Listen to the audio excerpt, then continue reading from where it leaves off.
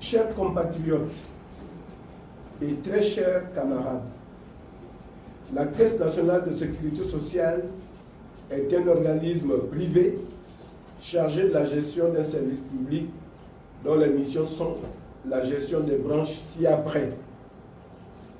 La branche des accidents de travail et maladies professionnelles, la branche des prestations familiales, la branche de l'action sanitaire et sociale, la branche des pensions et d'assurance vieillesse. S'agissant précisément des pensions et de l'assurance vieillesse, la situation est quasi chaotique. Il y a quelques années, au bout de 45 jours, vous avez votre pension liquidée. Par contre, aujourd'hui, il faut attendre 1 an, voire 3 ans pour que votre pension soit liquidée. Devant cette attente insupportable et lancinante pour les personnes de troisième âge ayant pour seule source de revenus la pension vieillesse, il s'agit là d'une situation intenable et inadmissible. Les causes de ces dysfonctionnements sont nombreuses, à savoir la qualité des directeurs généraux que le gouvernement met à la tête de la CNSS, surtout au cours de ces 10 dernières années. Les conséquences de ces nominations hasardeuses, irréfléchies et parentales plongent la CNSS dans une situation financière désastreuse et abyssale, s'empirant quotidiennement en causant ainsi une psychose insoutenable chez les retraités que nous sommes. Chers compatriotes, le lancement de grands travaux sans appel d'offres et même sans avis du conseil d'administration, c'est le cas du quartier Matanda à Port-Gentil. Pour la construction d'un siège provincial et dont le coût du marché est de 5 milliards 500 millions 47 237 francs CFA. Pour ce chantier, l'entrepreneur a perçu une avance de 2 milliards 494 millions 345 460 francs CFA. Ce marché, passé de gré à gré, n'est pas allé à son terme.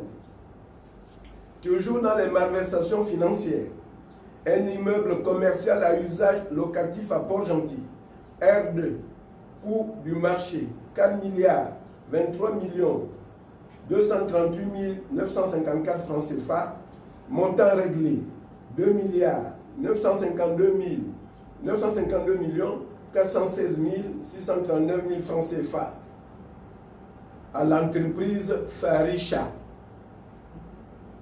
Convention de construction de la délégation de Port-Gentil. Coût du marché 3 milliards 35 millions 999 700 francs CFA. Montant réglé 1 milliard 198 millions 193 850 francs CFA. Taux d'avancement 0%. Entreprise Farisha. L'immeuble R8 de la direction générale, au départ R+3, coût des travaux 4 milliards. Ensuite arrive un nouveau directeur général qui transforme le R3 à R8 sans tenir compte des études géotechniques. Coût du marché 16 milliards, l'immeuble est inexploitable. Tous les marchés signés de gré à gré n'ont pas été soumis à l'avis du conseil d'administration comme le prévoient les dispositions réglementaires. Cette liste n'est pas exhaustive, tenez-vous bien. C'est juste pour que vous ayez une idée de l'ampleur des détournements à grande échelle qui se passent à la CNSS. Ceci ne serait que l'arbre qui cache la forêt. Parce qu'il va falloir rentrer dans les fichiers de la CNSS, fichier paye, fichier pension. Et alors là-bas, c'est vraiment désolant. Face à cette situation préoccupante, nous souhaitons en urgence un audit pour faire la lumière sur la destination des sommes si importantes décaissées par la CNSS au profit des entreprises choisies gré à gré et que des poursuites judiciaires soient engagées pour contraindre toutes ces entreprises à terminer les travaux ou à rembourser les sommes perçues. Par conséquent, nous invitons le gouvernement à prendre des mesures fortes pour arrêter ce désordre ambiant, car la CNSS est au bord du gouffre. Face à ce déclin programmé, tous les directeurs généraux en sont tenus responsables. La chose la plus surprenante, c'est que face à ces détournements massifs, la tutelle et le conseil d'administration brillent par leur indifférence totale. Chers compatriotes, s'agissant des ressources humaines, certaines personnes ont lié les difficultés financières de la CNSS à ces hôpitaux, faisant croire que les hôpitaux de la CNSS étaient un gouffre à sous. Aujourd'hui, la CNSS s'est séparée de ces hôpitaux.